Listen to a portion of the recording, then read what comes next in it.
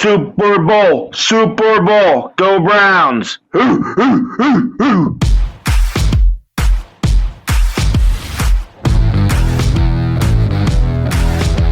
Welcome to the Dawgs Podcast with your hosts, Blake Renneker, Zach Kopp, Justin Charles, and Josh All. Hey, welcome back to another episode of The Dawgs. If you'd like to get your intro on the show, head to thedawgspodcast.com and tap leave voicemail in the drop-down menu. Big shout-out to Matthew. He didn't say his name, but that was an awesome intro from Matthew today. We still got a couple more, but Well's running a little dry, so make sure you guys get yours in for the start of the NFL season. Well, it's finally here. The roster's set to 53, and it's game week. I didn't think this time would ever come. Today, we're going to talk about our thoughts on the final roster, as well as our preview of the Chiefs game. Before we get into that, remember to check us out on Facebook, Twitter, Instagram, and TikTok. You can also find us on Apple, Spotify, and Google. And if you're watching on YouTube, please like and subscribe. Make sure to click the notification bell so you never miss a new episode. Lastly, if you're looking for more Dawgs content, head to jointhedawgs.com, become an official Dawg Pack member. We had our fantasy draft with the Patreon members just a couple days ago. We're having a ton of fun with everybody in that group. So if you want to come check it out, it's extra, unfiltered Dawgs Browns content. It's a ton of fun. So jointhedawgs.com, become a Patreon member, and come hang out with us. So it's game week, fellas. Yes. It's game week. Finally, it's been a long off season. We've had some exciting moments, but it's definitely nice to know that it's going to be week one. We're going to talk about the roster. Not only is it game week, we're full go, 100% healthy. I don't know if you guys saw, but OBJ, crazy. Delpit, and Greedy all scheduled to play week one. Let's do it. Yeah, really, if we kind of think about it, the only big contributor in a way that we're missing would be Phillips. Yeah. With the major injury. I mean, you see some of these other teams in the NFL, running backs are out, defensive players are out. I mean, just in our division, Baltimore's running back room is just slimmer and slimmer. And the receiver room. Yeah, so I mean, luckily that was us last year. We were hurt at every position, and who are we gonna trot out there on Sunday? So some things to look forward to this week. I think it was so bad last year. I'm pretty sure we put out an episode called "We Need a Defense for Our Defense" because every player was hurt. Go back and watch it. It was a good one. No. But no, so we did want to get into some of the cuts, who made this final roster, if there was any surprising cuts. The first name that's kind of popping out to me, I won't call it a surprising cut, but I was sad to see him go, is Kadero Hodge. Yeah. And then that sneaky bastard John Dorsey snatched him up off waivers, and now he's up in Detroit. He's probably going to get he's going to get some playing time because I can only name one wide receiver that's up there in Detroit, and it's Tyrell Williams. That's it. Yeah. And then they got that Amon St. Brown, I think they drafted, but Hodge is literally might jump there and be their number 2. Yeah. Yeah. Which is crazy. He played really well in the preseason too, so he earned it. I wanted to see him stay on the Browns, but honestly, he's too good to be on a practice squad. He deserved a roster spot somewhere to get his shot. So good for Kadero Hodge. Johnny Stanton ended up not making the team. I know there was some talk about him possibly making it, pushing our fullback out, but I don't think that was ever really going to happen. No. I know that it's almost like they were trying to find a spot for him, but there's a reason we brought in Janovich, and you just weren't going to knock him off the team. Which Stanton, I'm pretty sure, got signed to the practice squad. Yeah. He's still around at least. So JoJo Natson gone. I think everybody knew that was coming with the emergence of Felton and Schwartz and DPJ. We didn't need essentially a one-trick pony. Yeah, he's a gadget player that, you didn't need after last year. Yeah. He is on the practice squad too. Yep. Yeah. So, we got him there. I don't think anybody's picking him up. An older receiver who has, I think, 2 career catches coming off an ACL injury, he'll be on the practice squad. Mm-hmm. He'll be, if we need him, he's there. Switching to the defensive end, we kind of touched on this last week because it happened while we were recording, but I cannot believe that Porter Gustin got cut. Really surprising. Because we're not that deep at that edge rusher position. Yeah, that one was probably, other than Hodge, the most surprising because we felt like he contributed last year in the playing time he get. He didn't get a lot of playing time last year, but when he was in there, you noticed him, whether it was making a tackle, getting a hit on a quarterback. stuff like that. And then in preseason, he played well too. So we thought he was playing himself almost into a role in our rotation on defense, and let behold, he got cut. Yeah, I mean, then another guy, the most successful Dogs podcast video of all time, Curtis Weaver's video. We were really excited to see what he was going to bring to this team this year, and he doesn't even make it out of camp. He gets cut. And we went up to training camp, and I never saw him do anything. Never saw him do anything in a game. Never read about him in Jake Trotter's notes. So, I mean, kind of a letdown. I don't know what happened there, but... Yeah, him and another name on this list, which would be defensive tackle Marvin Wilson. I mean, both of those guys, I remember at training camp kind of watching and saying, I'm not really seeing what, I thought we would be seeing out of these players based on the hype. Marvin Wilson being the highest paid, undrafted free agent, and then obviously all the hype around Curtis Weaver and us not drafting a defensive end at all in the draft, and then he doesn't even make the team. Yeah, and I won't say... When we say hype about Curtis Weaver, it's not like people were talking in league circles like we had the potential sack leader stuck on the bench, and we thought he was going to be, we thought he'd come in and push people and make this team. Yeah, and I mean, I never heard his name once. No, we thought he was going to be that rotational depth piece that we could rely on to come in and spell the big guys along with Tack McKinley, and just kind of be that, be like a staple of the second string to really just help put us over that hump of that defensive end position. So speaking of defensive end, we cut Porter Gustin, Cameron Malvo, Curtis Weaver, Joe Jackson, and then if we include the D tackles, Sheldon Day, Marvin Wilson. We cut 6 players at the defensive line position, which is arguably our weakest. Our weakest, if it's not the weakest, it's the thinnest, shallowest. Yes. Yeah. So I know that Sheldon Day, obviously, we brought him back for the practice squad along with Porter Gustin. Porter Gustin, I was kind of surprised. I thought maybe some other teams might be interested in him, being able to bring him back. And then yesterday we signed another defensive end to the practice squad from Minnesota. Yeah, I can't say it's I was going to say, I want to hear the name. Ifeadi Odinobo? I don't know. Oh, you're wrong. I got to pronounce it. Disrespectful, Zachary. I mean, okay, I had a pronunciation right in front of me, but I guess... You read it wrong. But, read it with enough So this confidence. guy, he's 6'3", 258. He was a 7th round draft pick by the Vikings. He actually had a stint with the Browns, which I didn't know. He was inactive for the first 3 games in 2018, then went out to Arizona for a little while, played with the Vikings the last 2 years. So he's got 15 starts, all in 2020. He's played in 32 regular season games. He's got 59 tackles, 10.5 sacks. I kind of like, I know that, he's played in 32 games, but how much of those other 17 that he didn't start was he actually on the field? And to come away with 10.5 sacks, it's production in the NFL. Yeah. This might be that guy where we're talking about who's going to help us at defensive end. I mean, he was a starter for the Vikings who didn't have a terrible defense last year. So never know. Could be a piece that down the road, once he gets into the system, could be used. Yep. So a couple other guys I wanted to touch on here. I think another one, kind of sad to see him go, Sheldrick Redwine. I think he got picked up at the Jets. I think the Jets picked him up. I think you saw, at least with a couple of these guys that got cut, they weren't on waivers long. I mean, Hodge got picked up quick. Redwine got picked up. I don't know. Lalletta's still on our practice squad, right? No. We cut him straight up, and I don't know if anybody picked him up or did. not. Well, go ahead and talk. I'll look it up real quick. Okay. Sheldrick Redwine, I thought at times he played decent for the Browns, but that safety room is kind of real stacked now. Oh, Luletta got signed by the Jags. Yes, Jaguars. Really? Yeah, so they got, they obviously traded away your hot take, or bold prediction.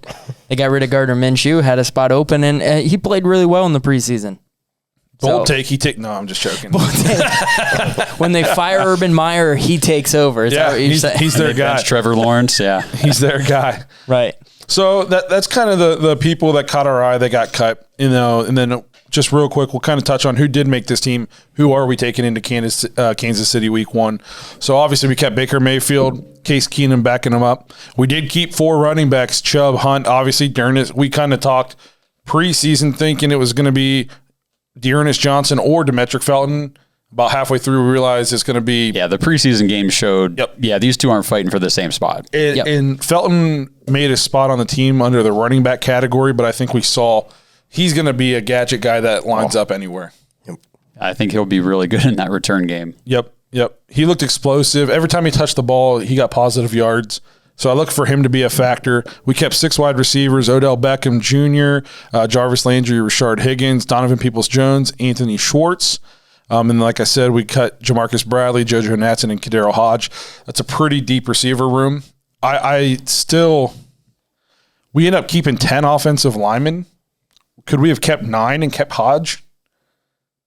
Yeah, I mean, I thought we could have done that, especially because some of those guys that you've kept on your as your backups, like a Chris Hubbard, could be used in different places. He's not just strictly a left tackle. You know, we've seen him be moved around into different spots. Yeah, and call me crazy. I'm not an NFL GM, and I'm not Stefanski or Andrew Berry, but were we really worried that Michael Dunn, if we threw him on our practice squad, was going to get picked up by somebody? Or Blake Hance. It was a feel-good story, but... You know what I mean? From last year. So almost maybe part of this, to me, is like we knew Kadero Hodge shouldn't be 6th or 7th on a roster, and he shouldn't be riding the pine, and he shouldn't be on a practice squad. Yeah, we gave him his chance. Yep, we gave him his chance. Go out there and earn... Because that's the only explanation for that for me. Well, the only other thing I can think of off the top of my head, unless you guys have more recent news I haven't seen, is that injury of J.C. Treader. And maybe it's a little bit more serious than what they've let on or anything, and they kind of... You don't know how much they're going to have to use Nick Harris at that spot, and they just want to make sure they had depth. I don't know. I mean, 10 linemen. I know. That's a lot. And part of me looks at this wide receiver list, and I know he was a 3rd-round pick. I know we were all hyped about his speed and potential, but I tell you what, if Kadero Hodge goes up to Detroit and breaks out and becomes, a dependable receiver, and Anthony Schwartz, fizzles out and never becomes anything, I'm going to be a little upset about that. Yeah. I'm excited to see Schwartz, though. And we weren't cutting a guy we took in the 3rd round. No, but I agree with you in a sense that what if Schwartz is never, all he is a burner guy that can't hold on to the football, or he drops every 4th pass that he touches type of a thing. And then Hodge is up there and he has 800 yards receiving this year and 5 touchdowns. We're going to be thinking, man, it'd have been nice to have that as our number 5. Call me crazy. I think there's not necessarily Schwartz not being able to hold on to the ball and stuff like that. But I think there's a chance he goes up there and puts up numbers like that, but he never would have sniffed the field on our team, even if we did keep him. Yeah, unless there's a big injury. Yeah. I think that it's going to be hard. I think there's only going to be certain situations where Schwartz is going to find his way onto the field. Because if the Browns are up, we're running the football, and we only have 2 wide receivers on the field, well, that's Jarvis and Odell, as long as they're healthy. If we're up big, do you think Odell's out there, or do you think if we get up big somehow, do we pull him? I mean, I think that you could pull him, but I just, in a game situation, I think that Schwartz is going to have his plays that are, designed to, okay, hey, you're going to look to see if Schwartz is open or see if he's single covered and then take the deep shot if he's one-on-one. And it's only Baker make it that if Anthony's the only one catching the ball, don't underthrow him, something like that. It's pretty much like a vertical, just throw it up there, see if he gets it type of a thing. But I don't see him being out there more than that. I think that he'll just be out there 7 plays maybe in a whole game. I think if he's out there too, it's going to him. Unless it's completely schemed up to draw attention to him. If we're thinking that, defensive the other defenses should be thinking that as well. Absolutely. Hey, here comes that gadget player. Just like JoJo Natson's running or going in motion, they probably thought, oh, hey, he was getting the ball, and then he did get the ball last year and got hurt. So we shouldn't laugh about that. Sweet. So we'll see how that pans out. My theory is we did Hodge a favor. We said, you played well. We're just too deep at receiver here. Go make some money somewhere. Yeah. I mean, he had the highlight plays of the preseason. Yep. So moving to defense, we kept 8 defensive linemen. Obviously, we kept Myles Garrett, Jadeveon Clowney, Thank God Tack McKinley came back from whatever he had going on. Malik Jackson, a little surprising here. We kept Andrew Billings.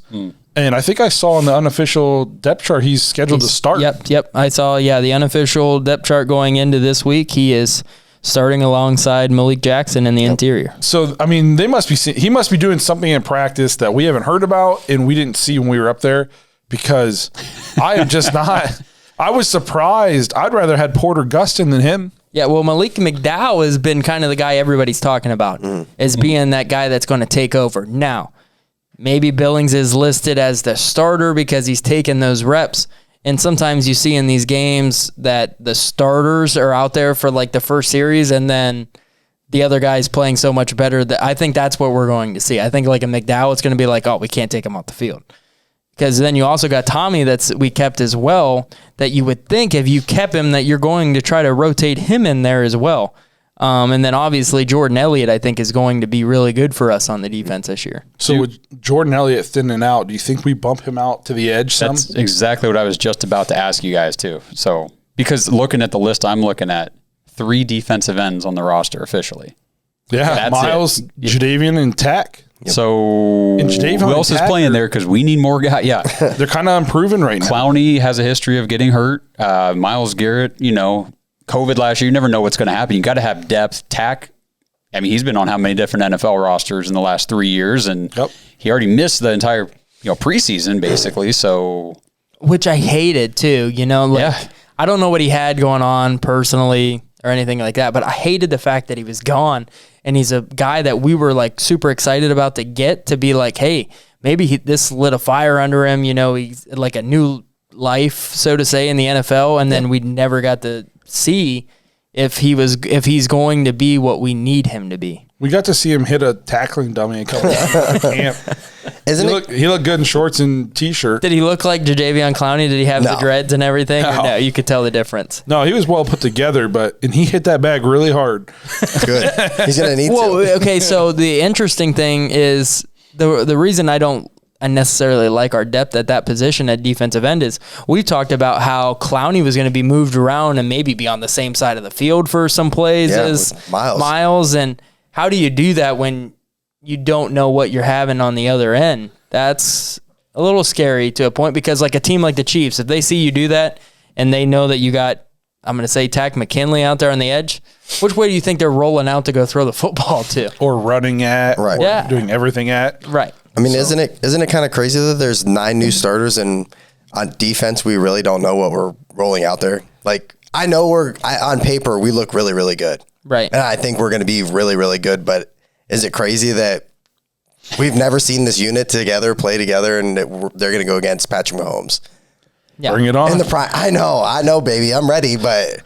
Sink or swim time. Metris test. I had my last of my 8 fantasy football drafts. Well done, sir. Well done. Good for you. And there was a Steelers fan, one of my buddies on there, Steelers friend, saying, we'll see if you're talking like that after the Chiefs score 30 on you. And I said, well, they probably will. I just hope we score 31. Absolutely. So, I mean, if we hold them to 30, that might be all right, because they're probably going to average 40 this year. So yeah. So something that I'm noticing too, going through the list, we only kept 3 defensive ends. Maybe Jordan Elliott can slide out. We know that Malik Jackson plays a little defensive end when needed.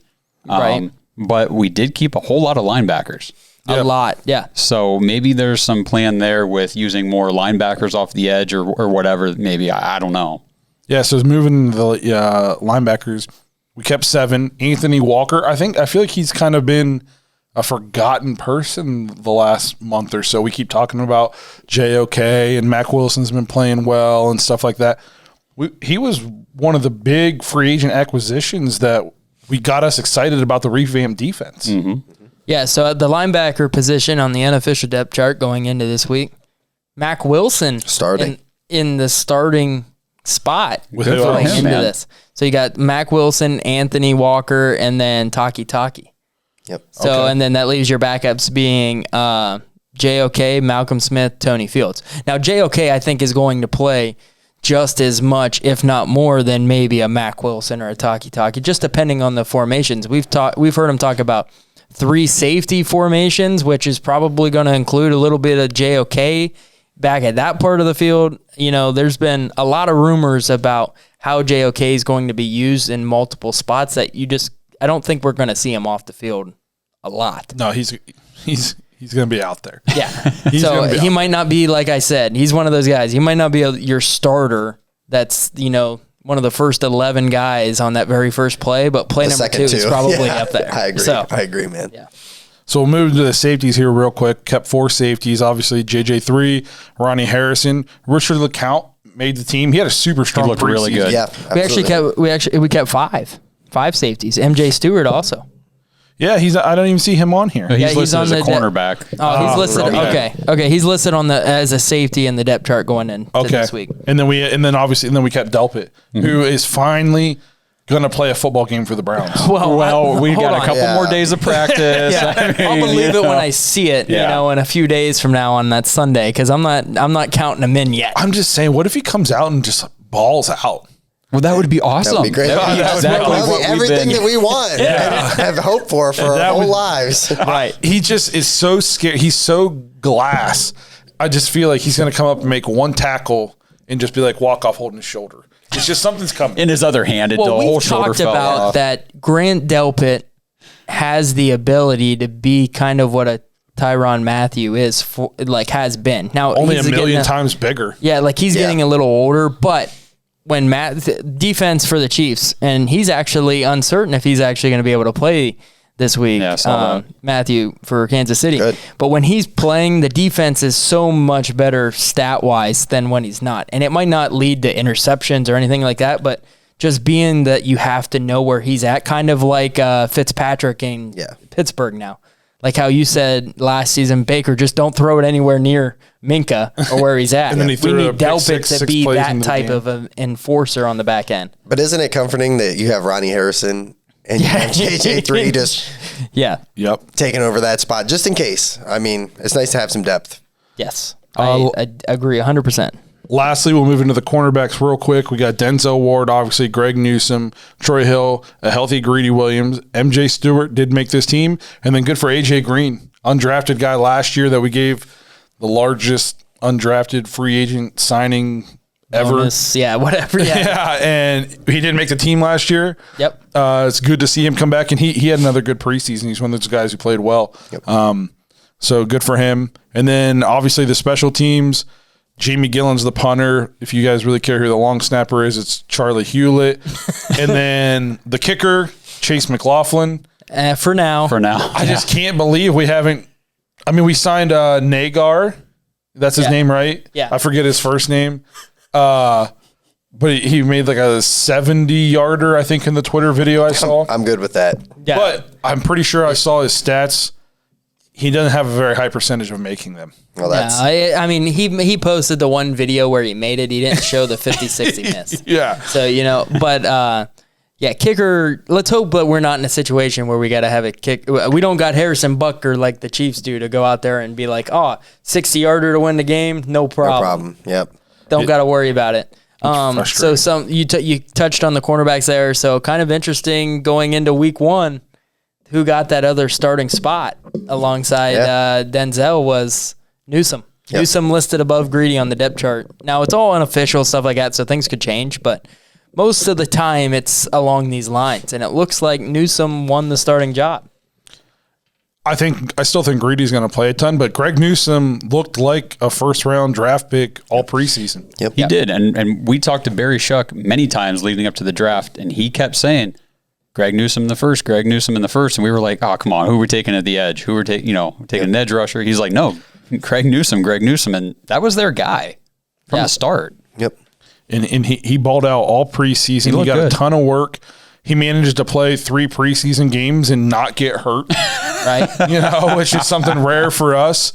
So, good for him. And tough task. I mean, even the not great receivers for the Chiefs. I mean, like McCole Hardman and was it DeMarcus Robinson or something like that? They got wheels though. Yeah, they're all fast. fast. Yep, they're all fast. They're all fast. So he's got his work cut out for him. So let's see. It'll be interesting to see how he does. But so that kind of rounds out the 53. Who made it? Who didn't make it? Who we were kind of surprised to see. And I trust Andrew Berry, and Andrew Berry we trust. So even the things like Porter Gustin and stuff like that, you know, I'm going to, until he proves that he can't be trusted, I'm going to roll with him. Yeah, definitely, man. So before we move into the Chiefs preview, I want to remind you guys about Symbol, the stock market for sports. Head to symbol.com/dogs, DAWGS. Get a free $10 to play the stock market for sports. How it works, you buy shares of a team. You know, say you like the Browns, they're $40 a share. You buy 1, 2, 100, 1,000, I guess that's 1,000 shares of the Browns, however much money you want to put into them. Is sponsored by Akron Children's Hospital. I'm talking with. Sorry. And then it was Children's Hospital. Right. Getting a couple extra you know, advertisements in there. Yes. So anyways, before I was rudely interrupted, you buy a share, buy a share of the Browns stock. As the Browns season progresses, as we hopefully win, more people start to buy into the Browns. Their stock price goes up. Now you've made money. It's just like the stock market. Another way you win money on Symbol is any team you have a share of, once they win, instant cash payout. So 2 ways to win on there. Another cool thing about Symbol, you can join our Pick'em League. It's completely free. You don't have to deposit any dollars. Completely free. All you have to do is make an account, jump on Symbol, jump into our league, pick 3 games against the spread in the NFL every week. Every game you get right gets you a point. At the end of the year, whoever has the most points wins. If we can get 50 people to join our league, Symbol's going to give the winner a free Browns jersey. So if you're thinking about it, if I was going to do that, I just haven't done it yet, get in and do it now. That way the winner can get a free Browns jersey. Any player you want, it's going to be a sweet jersey. Yeah, you can jump in after week 1, but you're going to be a little bit behind. Yeah, you're going to have some points to make up. Yeah. So, and you can, but get in this week. Yeah, symbol.com/dogs. Make sure to use that code if you're going to put money in. Get your $10 free. Nothing better than free money. Play the stock market for sports and join our Pick'em League. It's going to be a ton of fun. Yep. And as we all know, the fantasy football draft season is over. If it's not over, you don't have much time left. Yes. But it's time for you to put the PP back in PPR League with the sponsors of our show today, Manscaped. The leaders in below-the-waist grooming just launched the new Performance Package 4.0. Do not neglect your balls like the Packers front office has been neglecting Aaron Rodgers. Join the 2 million men worldwide who trust Manscaped and get ready for kickoff by going to manscaped.com. Get 20% off plus free shipping with the code DAWGS, DAWGS. This will help you tame that Troy Polamalu in your pants. And good news for everybody who's international listening to this show. Manscaped products are now available in Canada, UK, all across Europe, Australia, South Africa, and Singapore. So that, again, go to manscaped.com, get 20% off free shipping with the code DAWGS, DAWGS, 20% off plus free shipping at manscaped.com. If your significant other is nagging you about how much time you put into your fantasy team, I've been there. You might as well get them some beautiful balls with Manscaped. Ottawa, you can get, hey, we know you got some big man bushes up there in Ottawa. Get yourself some Manscaped stuff. 20% off international shipping. You can't beat it. So that's going to move us into our Chiefs preview. Go for it, dog. Keep on going. Obviously, it's game week. Yes. Couldn't be more pumped for game week. Yes. And the NFL did us no favors. We were kind of the talk of the offseason. There's talks. This is kind of turning into a rivalry in the NFL after last year's game. I think people see the Browns as a team that's going to be around for a while now. We found our quarterback. Obviously, the Chiefs. It kind of sucks because as good as they are, normally I hate the teams that are super good because I just want to see them lose. But I like Andy Reid. And I don't have a problem with Patrick Mahomes, but I hope we beat their ass to this week. Yeah. So how do you guys see this going? What do you want to see out of the Browns? Well, first thing I wanted to say real quick before we dive into this, kind of an interesting day today that we're filming this episode on. So we're filming this on the 7th of September. So 25 years ago today was the first Sunday without Browns football. Oh, man. It was 25-year anniversary today. Now, obviously, I was very, very young at that point in age. Justin graduated high school that year. I already had like 3 kids, you know. But no, 2 jobs. I'm just kidding. But I saw a lot of articles, of some people saying that how that was of like turning on the game that Sunday and they had to watch Pittsburgh. It was Pittsburgh playing. I think, I don't know if it was the Titans or somebody, but they were playing on Cleveland's network. Stuff. That was what they had to watch. Dark times. So, man, how far we've come. And we've been through the down, The ringer. A lot. you know, Yeah. going into this week. So I think it's fitting that on like a 25-year anniversary going into this season, all the, hype that the Browns have. It's an exciting time to be a Browns fan, and I didn't pick us to win this game in our our preseason picks, but I think we have every shot in the world to win this game. I think we're built to win this game. They were talking about on ESPN. We have the offense that we can control the ball, keep the ball out of Mahomes' hands, and our defense. I mean, I know we haven't seen it yet, and we got to go out there and do it. But in theory, they haven't seen this defense. This is not last year's defense. Chad Henne's not running for a first down against these guys. Yeah, so the thing that the Browns are going to have to do if they want to have a chance to win this game is that they have to keep the ball out of Mahomes' hands, and they got to be able to put points on the board. If they're not going to have a drive that scores, you better at least chew some clock up. So we need those 12, 13, 14 play drives that bleed 8 minutes off the clock, and we hopefully get points. 3 or 7, doesn't really matter as long as you're scoring. But even some drives like that where you don't score and it's like, all right, well, we limited him to only having the ball once in that quarter because we just took 8 minutes off the clock. I think that's going to be how we're going to have to win this game. I don't think that, even though I like our offense, I don't think we want to get in a shootout with them where it's like 4 play and score drives and stuff like that. And Mahomes has 7 possessions and they have 80 points, it feels like, because he scores. I mean, we saw it in the playoffs. When he was out there before he got hurt, it was like, well, hopefully they score quick enough that we can get the ball back a couple more times. So I'm going to play devil's advocate there. Yeah. I agree. I obviously keeping the ball in Mahomes' hands is a good strategy, but I think too many teams psych themselves out with that can't give him the ball mentality that they get away from what they do the best. No, obviously we run the ball really well, so it kind of plays into it, but we've talked all offseason. We think the Browns are going to come out early in games at least, and they're going to have to sling it around a little bit. And I know their offense is extremely high power and they can score all these points. The Browns had more explosive plays than they did last year. Yeah. So obviously, do we want to go out there and try to score and keep up with them and score 80 points? No. But I don't think we can come into this game with an offensive mindset of being timid and we're going to run the ball on first, run the ball on second, run the ball on third. Hopefully it's third and short. I think we have to come in and do what we do. I think we can't be afraid of their offense and let that limit what we do and come in vanilla. You're right. I do not want to be playing defense with our offense. I don't want to be trying to stop Patrick Mahomes with the running game. I want the running game to just be what it is, like you said, because you can do that. You can try to keep the ball out of Mahomes' hand, but we saw all last year, the year before, in the preseason a few weeks ago, all it takes is one play. Mahomes can go out there.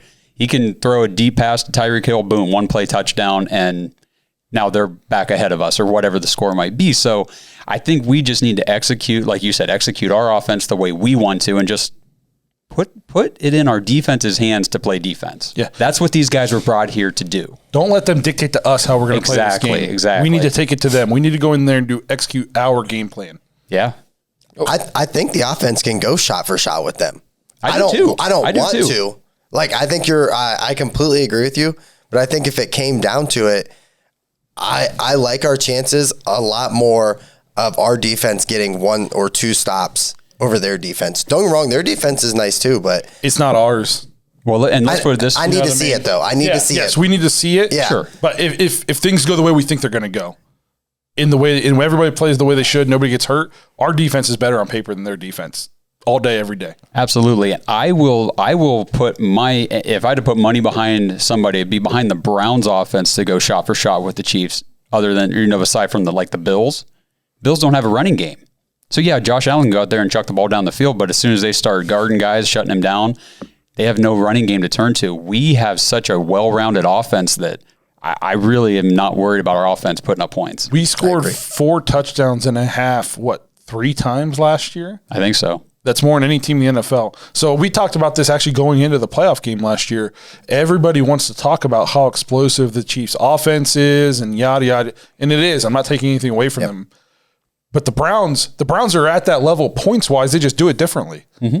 They do it in a more balanced attack. It's more methodical and structured and less just Pat Mahomes playing street football. Yeah. You know, and that's what they do, and they're super good at it. I'm not taking anything away. He's like the best quarterback I've ever seen. Yeah, and Tyreek Hill is amazing. Yeah.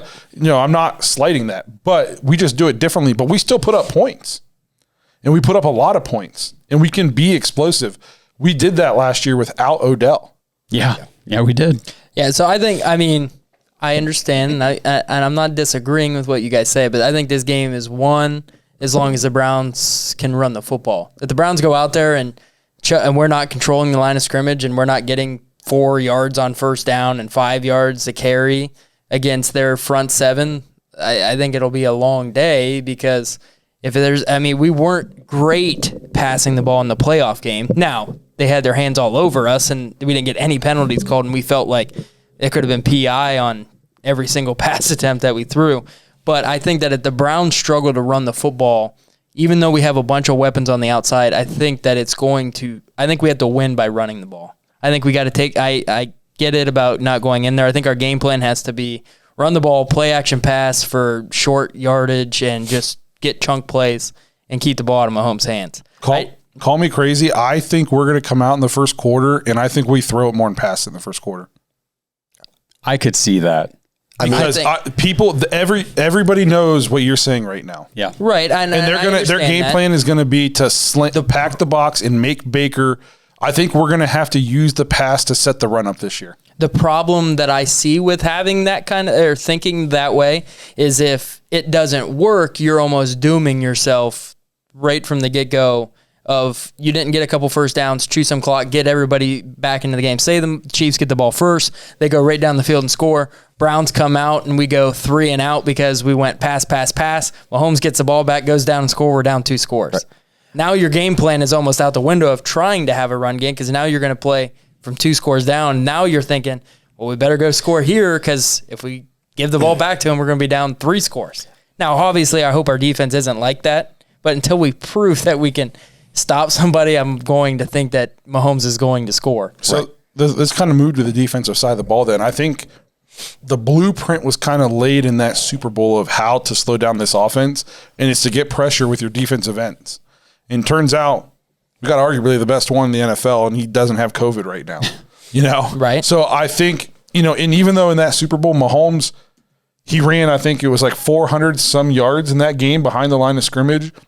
And he made some incredible throws. They still got smoked. Yeah, they did. And they couldn't do anything on offense. And I think we're going to use JOK, and I think we're going to use this three safety look, and we're going to bracket Travis Kelce, and we're not going to let him control the middle of the field. And I think we're going to get pressure. I know they revamped their offensive line, but a lot, yeah. But they're new too. They're new, and they're going into their first game. And I don't care how good your offensive line is. There isn't a tackle in the league that can line up and block Myles Garrett one-on-one 45 times in a game. It's not going to happen. He is going to get beat. So, I know if you want to do that and you want to take your chances. I think this is a game where Andy Reid's smart enough as a coach. I think that, and he's been around, forever, that he's, I would think, smart enough to not let Myles beat you in that kind of an aspect, kind of like the Browns against TJ Watt. Just don't chip him with a tight end, put the running back always picks up Myles, like stuff like that. So I think this is a huge game for like a Clowney on the other side that he's got to make his money in this game. Yeah. You got to go. I don't want to see this Clowney that's, on the sidelines on big third downs because he's gassed and stuff like that. Like, we need him on the field and we need him to produce week 1. Well, we just said get your feet wet. Anything. Week 1 is the biggest game of his career in my eyes. Well, I was going to say, what are we going to do? Put in his backup? Yeah. We don't have one. So, yeah. That's what I think is, and it was kind of, you saw it last year, how nice it was like with Myles, and then Olivia Vernon kind of turned it on towards the end of the season where like, when Myles was out, man, it's nice to have that. We need that production. And especially in this game, they have a new offensive line that they've put together because of how bad it was against Tampa Bay. So it's going to be kind of their front 7 versus our front 7 and trying to stop the run. And, when we have the ball, and opposite, they're going to have to try to pass protect all of the guys. And I hope that we blitz a little bit more too and make Mahomes have to throw, then sit back there and just dance in the pocket, and then he rolls out and no looks behind his back, throws it to Kelsey for 80 yards for a touchdown. If we don't get pressure, it's going to be a long day. I think we saw in the preseason, though, when the ones were in the little bit on defense, Joe Woods was mixing it up. Yeah. We were bringing some heat whenever we had those starters in there. So I look for us to bring pressure in. I think a huge thing is Robert, in that playoff game, it was MJ Stewart, Robert Jackson, was it Money Mitch? Yep. Yeah, he was probably. Yeah, I would think so. We're not walking that out there. Right. Week 1. Yeah. You know, it's going to be Newsome, Denzel, JJ3, Troy. I mean, just on paper. I mean, it's unbelievable how much the secondary is. It's going to make him hold the ball just a little bit longer. And then we can get pressure. And a huge thing, Pat Mahomes does not run a ton.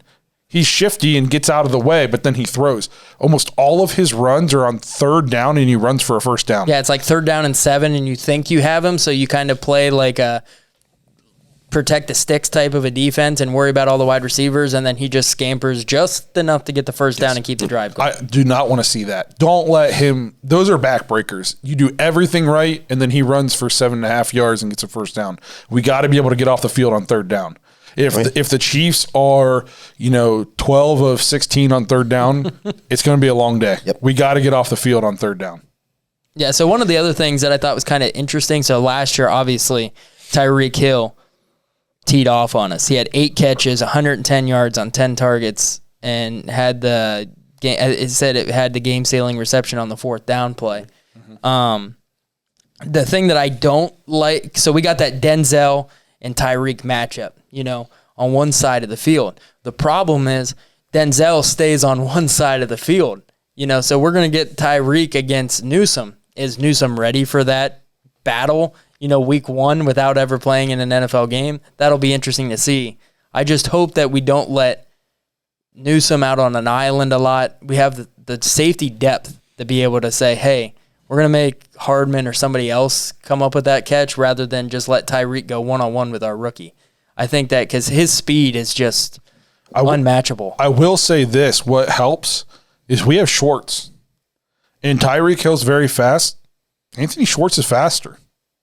So he can replicate that speed in practice. Is he as good of a route runner at this point in his career? Probably not. Right. But as far as straight line speed, he can give the Browns a look in that department, and I think that's huge. Newsome has seen somebody with Olympic speed in practice. Not a lot of teams have somebody like that on their offense to give them a look. That's a good point. That's a really good point. Just like our offensive line getting the practice of trying to block Myles Garrett every day. It's right. You hear that Jedrick Wills got whooped in practice all day, then you find out, he only went against the best edge rusher in all of football. Right. Right. I guess obviously I want Newsome to get to the level Denzel's at. But it'd be nice. Wouldn't it be nice to know that like your cornerback always stepped up to the best? Like you see it, some of like the best corner. Patrick Peterson, one of the best to do it in the last decade. Tyreek Hill was playing, back when Patrick was in his prime and was quick. He's kind of older now. I think he's in Minnesota. I think he's not even with the Cardinals anymore. He's in Minnesota. But he followed him. He'd follow that guy no matter where they went on the field and said, "Nope, I'm locking you down." I would kind of wish at times Denzel would take it on himself and just be like, nope, that guy's mine, and just take him out of the game.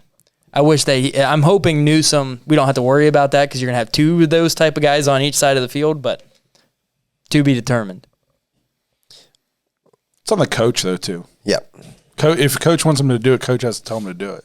Right, I know. I understand that. I'm not saying that the coach doesn't have that type of a say. But you just want a guy with that mentality of, not coach today, doesn't even not on my watch. I told the coach that I'm doing that.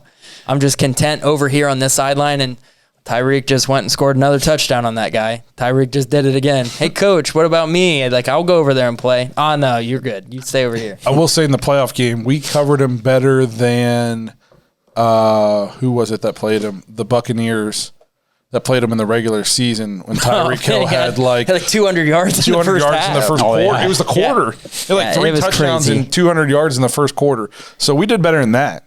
But then they found the recipe for success the next time they played. Yeah, it was pressure. Yeah. And it helps that the Chiefs, both their starting tackles were out in the Super Bowl. But it's all about Mahomes had the pressure. whole toes, and he ended up having surgery on it. And So that's the big thing.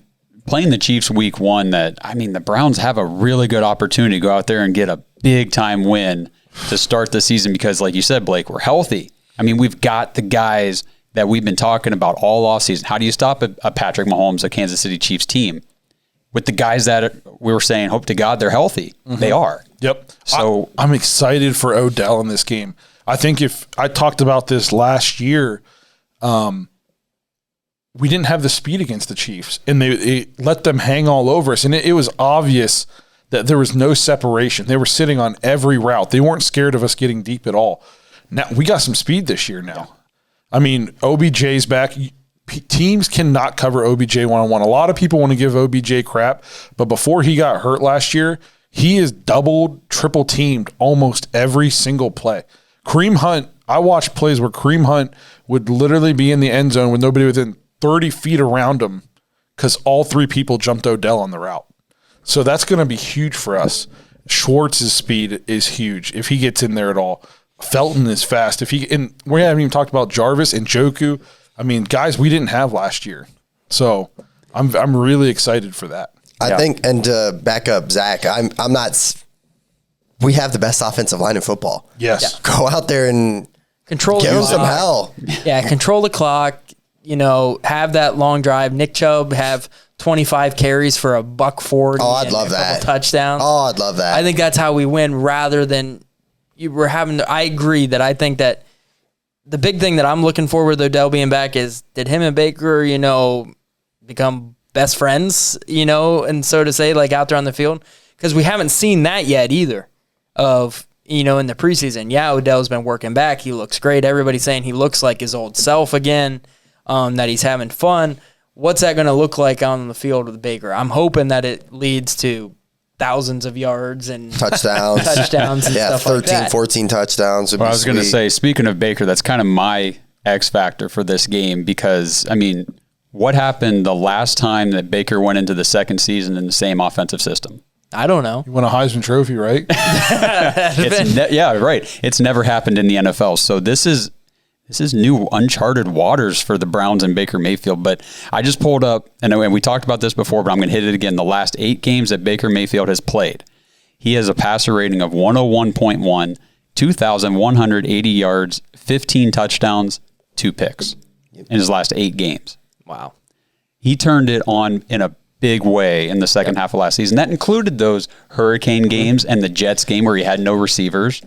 So yeah, the biggest thing is, and especially in this game against good football teams, and it's just not the Chiefs, it's our division. You can't turn the ball over because when you turn the ball over, most of the time you're giving them into scoring position, and it's easy points. They don't even got to get a first down sometimes, and they at least put 3 points on the board on the turnover. So I think you don't want to do that in this game either. Whoever wins a turnover battle probably wins the game. Yeah. The biggest thing that I just don't know why, and I hope I'm wrong, and I hope our fans don't yell at me. I just don't want to. I got this vision in my head where the Browns come out and we look good, and we just give Mahomes the ball back with like 1:40 left, and he just goes down and does just enough. But like we were right there. So.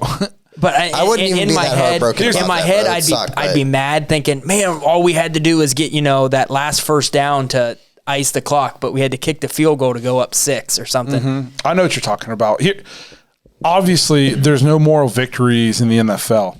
But if we can come out in week 1 with 9 new starters on defense up against Andy Reid, who hasn't lost a game off a bye week in 48 years. Or September. Against Pat Mahomes, who's never lost a September game in Arrowhead, and we can come out and take it to him for 4 quarters and we lose on a last-second field goal. It's okay. I'm with you. It's going to be a good – it's only 0-1. We've been here the last 30 years. Right. It sucks because you're thinking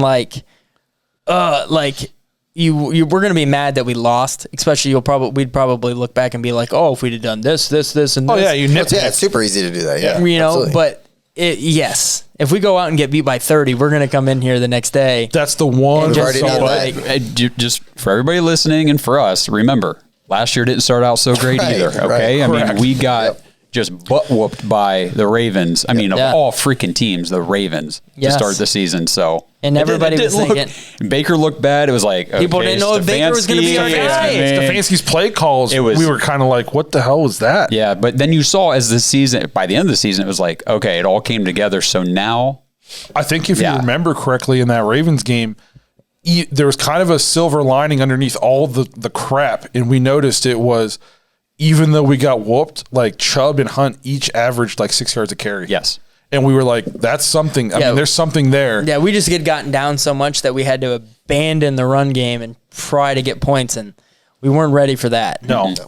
But there was a silver lining to take away. I will say this. I do not want that this year. I want to come out. I do not want to get whooped. I want to, I want to win. I want to win so I'd be a little bad. concerned if you were like, man, I hope they beat the crap out of us. Right. But I just don't want to look like embarrassed or like we're not even on that realm yet. I want to look like we're supposed to be there.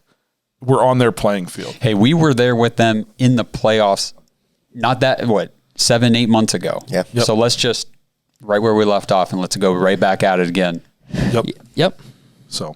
Well, anything else you guys want to talk about in the game? I think we gave a pretty good... it's going to be exciting. It's a hell of a game. I mean, it's going to be a good week of football. Yes. Yeah. Starts Thursday. I can't freaking wait. Thursday night, big game. We're going Yep. to talk about kind of some of the games here, about what we got going on this week. Exciting week. So, talking about the games coming up. Last year, we picked every single game just based on win-loss. We kept a record. Zach ended up winning. We still haven't taken him out to eat yet. Yeah, probably never will. We're going to switch it up a little bit this year. This segment is brought to you by Symbol, the stock market for sports. Make sure to join our free pick'em at symbol.com/dogs. You get to pick points against the spread this year. We're going to go through and pick every game against the spread, tell you what we think. You guys hop on the website, make your account, join our league, make your picks once they're up. They get put up every Wednesday morning. They'll put the games up. Then you can make your picks, lock them in. And then, like I said, end of the year, as long as we got 50 people in that league, winner gets a Browns jersey. And none of us can win that. So even when we smoke all you guys, we don't even get the jersey. Right. So pretty much what we're doing here is we're giving you guys the tools and the picks. You just got to get on your phone and listen to what we say and make those picks, and then you got a chance to win that jersey. Yes. And I don't want to beat a dead horse because I listen to these videos that tell you to go do stuff too, and I'm like, oh, whatever. It's 100% free. It is. Yeah. You don't have to deposit a thing. No, you literally pick up your phone and just press some buttons. It's 100% free, and just get on and play with us. It's a ton of fun, and the more people we get, then the better it is for everybody who is playing, because that jersey becomes a factor. So symbol.com/dogs. Join our pick'em. We're going to go through all the NFL games. We got Caesar Sportsbook brought up. We got the line. It's going to be a little tougher this year because last year we just went win-loss, and I think we all were like above a 750 correct percentage. This makes it a little harder. It's going to make it more difficult, especially week one, because you don't know. No, you don't know what people. A lot. Yes. Yeah, you're going to learn a lot week one. All right, so we're going to start off here Thursday night. Got the Super Bowl champs, Tampa Bay hosting the Dallas Cowboys, the Hard Knocks team. Line is Tampa Bay favored by 8. Favored by 8. So they got to win by 8.5, 8.1. I'm taking Tampa Bay because I watched Hard Knocks. And Dallas is a laughing stock. Yeah, I'm taking Tampa. Dallas sucks. Josh? You know what? It's week one. Everybody's just getting out there. I'm going to go ahead and take Dallas on this one. I don't think it's that big of a blowout. Yeah, so we're not going to touch too much on, each game, but I think that you see it a lot. It's a big night for Tampa Bay. The Super Bowl, everybody's going to be feeling that way. You see it a lot in some other sports. On championship night, the championship team doesn't always come out with their best because they're thinking about that banner being hung and getting those rings and all that. So I'm going with you, Josh. I'm picking Dallas against the spread there. I think that they're going to do just enough. I don't think they're going to win, but they're going to do just enough. They've got the offense to score, so I think they'll be all right. Yeah. Excited to see Dak back, though, and healthy. So next game, we go into Sunday now. We got the Falcons are hosting Jalen Hurts and the Eagles. Falcons are favored at home by 3 points. Ugh. So Falcons favored at home against Eagles. So they're calling it a wash because home field advantage gets you. It's automatic. Yeah, it's almost an automatic 3. This one's tough because I don't think either team's going to be that great. Falcons brought in Mike Davis, and I think I'm going to go with the Falcons just because I'm going with veteran quarterback that I trust more right now, even though he's really old, over Jalen Hurts, because I just still don't know about Jalen. Yep, I'm taking the Falcons. Yep. Falcons. Eagles, because they're in a situation like the Browns where they have a better defense and they're healthy right now. So okay, is that because Gardner's coming in the second half and you think? But all right, so next game we'll move in. So Josh is by himself there taking the Eagles. 3 of us taking the Falcons. Next game, exciting game on Sunday. 2 playoff contenders. It's going to be interesting to see Pittsburgh Steelers at Buffalo Bills. Buffalo favored by 6.5 at home. Buffalo. I think Buffalo wins, but not by a touchdown, so I'm going to take the Steelers. I agree, Steelers on that. I'm going to go Buffalo just because I think they can. I think they probably do win by a touchdown, but I think the Steelers are very underrated. That everybody's writing them off everywhere. That they're not a playoff team. They're not going to win more than 7 games this year. I saw 7 and 10. And I was like, no way. Yeah, I refuse to believe it. Mike Tomlin can't be saved though with 8-8 this year. He's got to win. Yeah. He's got to win more than 8 games if he wants to keep his streak of not being under 500.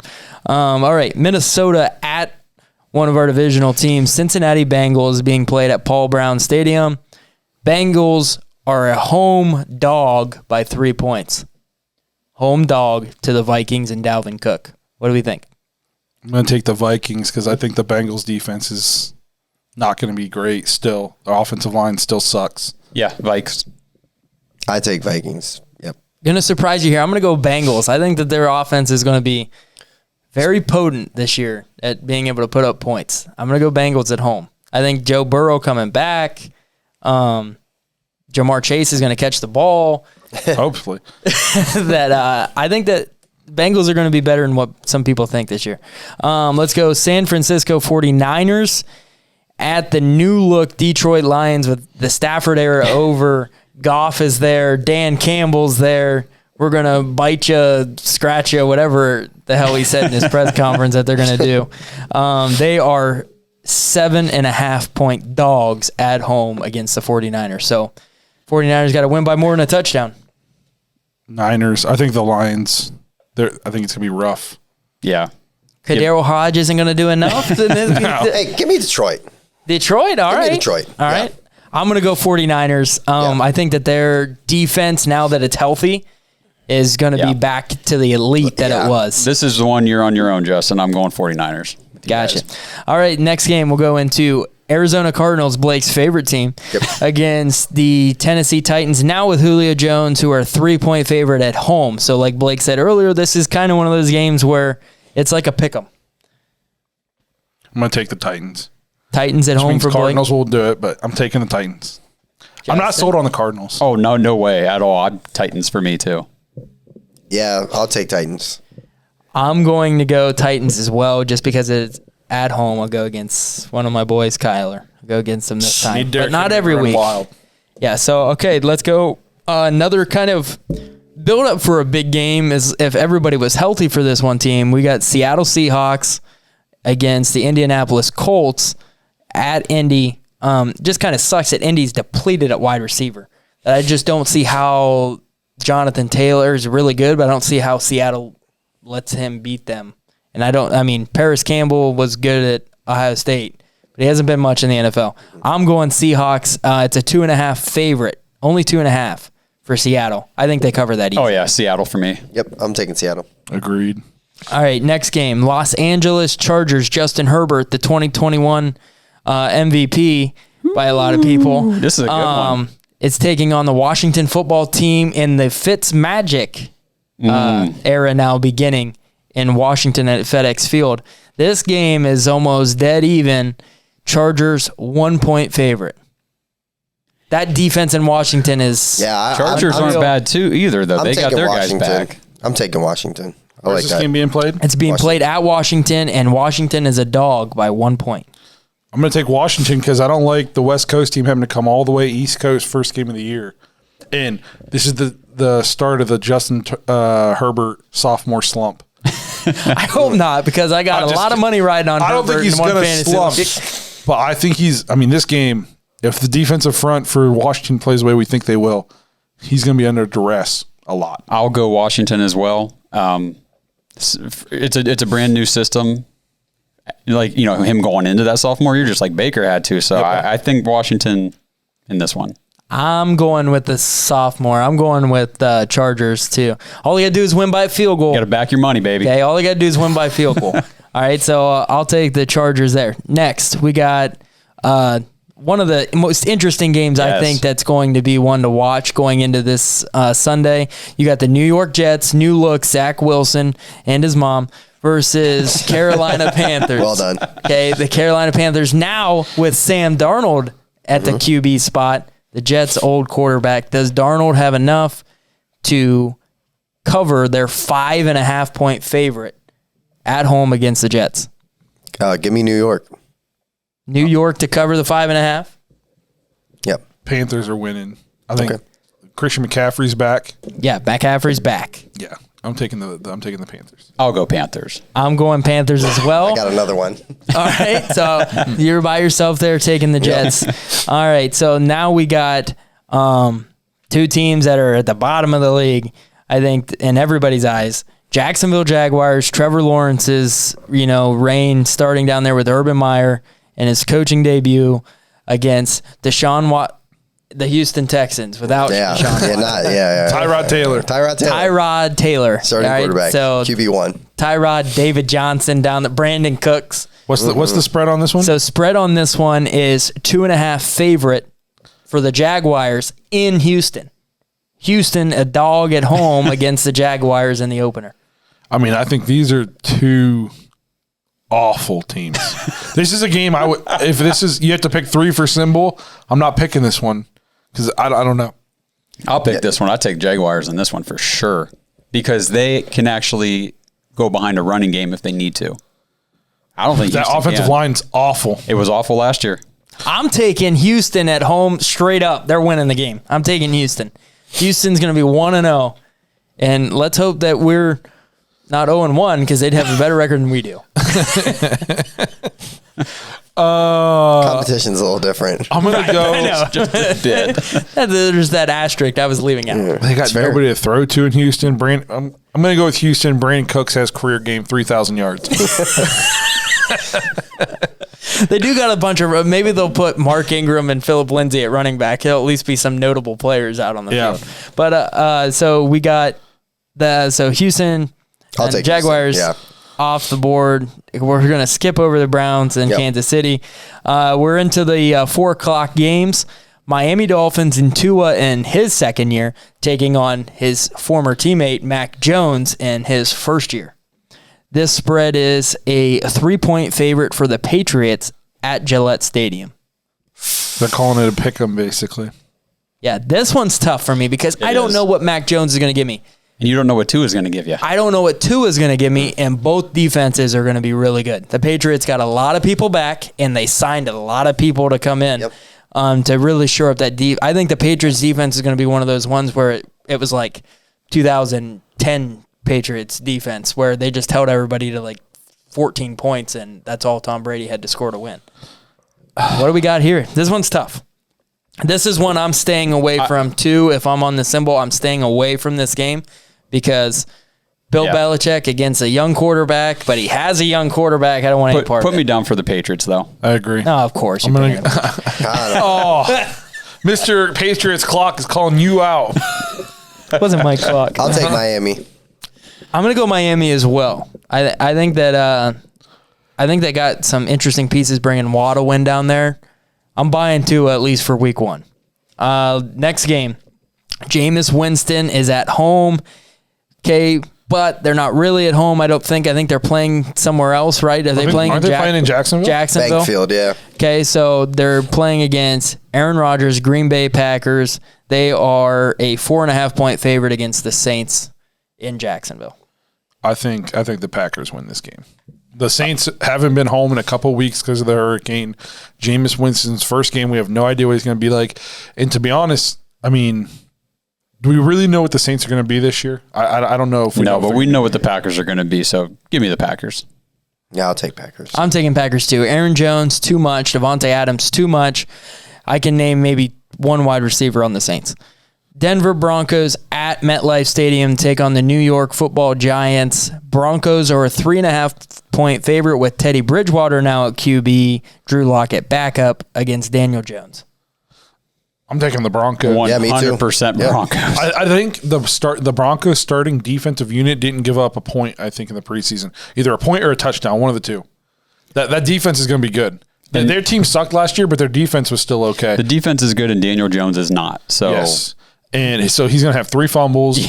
And Teddy Bridgewater might not be much, but he won't make a mistake. Nope. And he's got good weapons. Yes. Great weapons. Cortland Sutton, Jerry Jeudy to go along with Melvin Gordon still in the backfield, but Javonte Williams, I think, is going to be a breakout player this year. I'm taking the Broncos, even though it will be nice to see Blake's favorite running back, Saquon Barkley, back on the field. Hopefully he's not 4 carries for -3 yards, kind of like how he started last season. All right, that takes us into Sunday Night Football. Carrie Underwood will sing us into Chicago Bears at the LA Rams with Matt Stafford now instead of Goff. SoFi Stadium, Rams 7.5-point favorite. 7.5-point favorite against the Bears with Andy Dalton. I'm taking the Rams because I think the Rams with Stafford have a chance to be very good. I'll take the Rams because I think, honestly, all they got to do is score 10 points in this one. Yeah, I'm sorry. I'll take the Rams. 7.5 is a lot to give up to, and it is. But I think the Bears suck, and I think look what McVay did with Goff, and he's not even close to Stafford. Yeah. So this one is kind of interesting. I'm going to take the Rams as well. I think Stafford is probably going into this season, in my eyes, as the person with the most pressure on him of any player. You can name some other guys off. Dak Prescott. But I think that Baker Mayfield. that Matthew Stafford has the most pressure because there's people saying that he's being brought in and they're like Super Bowl or bust this season for him. The guy's never won a playoff game, and they're pretty much saying, you're the guy that's going to change us all, and that's why we got rid of Goff, who went to the playoffs and won playoff games. So it'll be interesting. I don't think it's Super Bowl or bust. I mean, he's 33. He's got plenty of time to keep trying. I think that game will be interesting. I'm taking the Rams. It kind of makes it's kind of crazy in my eyes that the Rams are only a 7.5-point favorite, and the Bucs were an 8-point favorite over the Cowboys, which is like a high. So that one must be high scoring, that game there. Where this one, maybe they're thinking like a 24-10 type thing. 24-13, something like that wins. All right, takes us to Monday night at Las Vegas, Allegiant Stadium. The Raiders take on Lamar Jackson and the Baltimore Ravens. Ravens go to Vegas, a 4.5-point favorite. I'm taking the Ravens. I think even though the Ravens are depleted everywhere, they got no receivers, their running backs are all hurt. I think really all they need is Lamar and Gus Edwards to. I think this isn't even going to be close. I think they're going to steamroll them. Yeah, I like the Ravens big in this one as well. So that'll take us back to 4:25 at Arrowhead Stadium. Cleveland Browns taking on the Kansas City Chiefs. LFG. All right. I can't say what that means. All right. It was the way you I know said what you mean. Browns I like how you traveling. put the emphasis on the F. LFG. Yeah. Browns traveling to Kansas City. They are 6-point dogs on the road to the defending AFC champs. I didn't pick us to win this game in our preseason shows.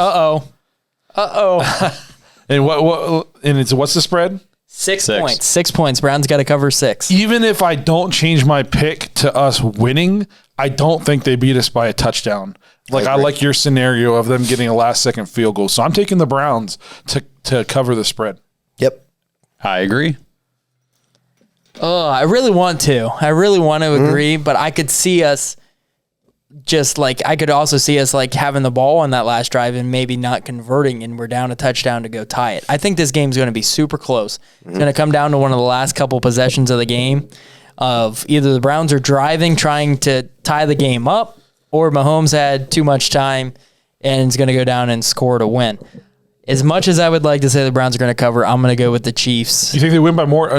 You think they win by a touchdown? They have to win by a touchdown. I'll take the Chiefs. And if we lose by a touchdown, I might be unhappy the next day after. But by the time we're talking about week 2, I'm probably a little bit more okay. If we lose by more than a touchdown, it's your fault now. You spoke into well, no, by more than a touchdown, it wouldn't be my fault. I just said they just got to beat us by 7. If they beat us by 7, I win.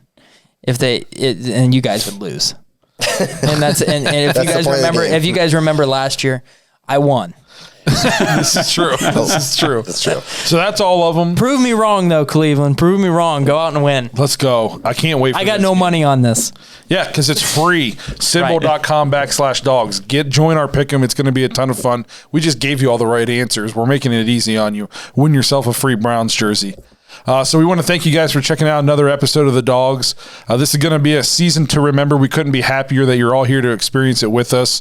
I can't imagine being pumped for this season without 2,000 of my best friends that you guys on YouTube. So thanks for being here with us. Remember to use promo code DOGS at Manscaped for 20% off. Also use promo code DOGS at Symbol for $10 free to play the stock market for sports.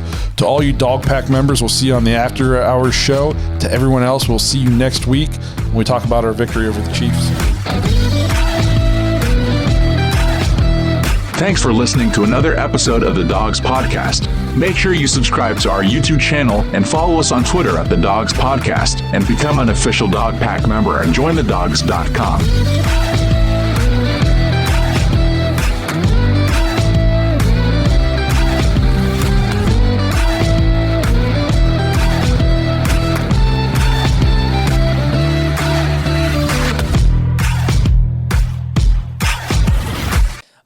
So CMC didn't go number 1. So you would think he went number 2, but he didn't. Dalvin Cook went number 2. I think this is Katie. Yes, this is Katie. Took Dalvin Cook number 2, which Dalvin Cook should have been the number 2 pick.